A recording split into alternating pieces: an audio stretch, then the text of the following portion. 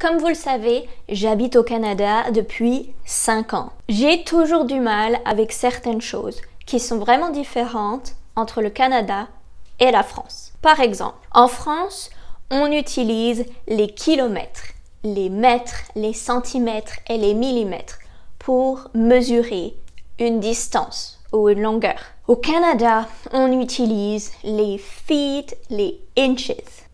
Est-ce que vous avez déjà essayé de lire une longueur sur un mètre en feet et en inches?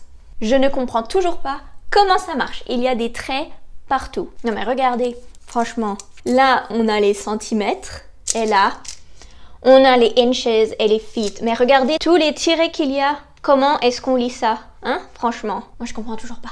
Le four, les températures. Alors, la température pour la météo, c'est en degrés Celsius. Par contre, la température pour le four, c'est en Fahrenheit. Pourquoi? Pourquoi c'est si compliqué? Hein? Tu peux pas juste garder une température et faire comme tous les autres, garder les degrés Celsius? Bon, je sais, on peut utiliser un site internet pour convertir facilement, je sais. Mais si tu veux vraiment essayer de convertir la température dans ta tête, tu sais le calcul qu'il faut faire. La température en degrés Celsius fois 9 divisé par 5 plus 32. Comment est-ce qu'on se souvient de ça, hein? Ah là là, j'adore le Canada. J'adore vraiment le Canada, mais franchement, il se complique bien la tête. On utilise les pounds pour tout, pour ton poids, pour le poids des légumes au magasin, pour le poids de tout. Donc il faut toujours que tu fasses la différence entre pounds et kilos si tu as besoin de faire ta conversion, et c'est divisé par 2,2. Bon, ça va, c'est pas trop dur comme calcul, mais quand même. Ensuite, une autre chose qui est vraiment compliquée à comprendre, non, pas compliquée à comprendre, c'est juste que ça fait beaucoup de conversions à faire tous les jours. Quand tu aimes cuisiner, ici, ils utilisent les pounds, mais aussi les cups.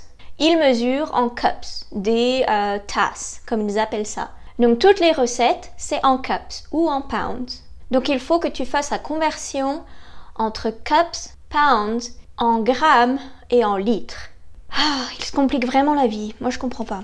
Je vous mets le lien dans la description. Si vous avez prévu de voyager en France bientôt et que vous voulez pratiquer votre français et apprendre assez de français pour être à l'aise pendant votre voyage, rejoignez-moi dans ma communauté française Entre nous pour pratiquer votre conversation avec d'autres personnes qui apprennent le français. N'hésitez pas à me poser des questions sur la France, sur les traditions et tout ce qui vous intéresse dans les commentaires.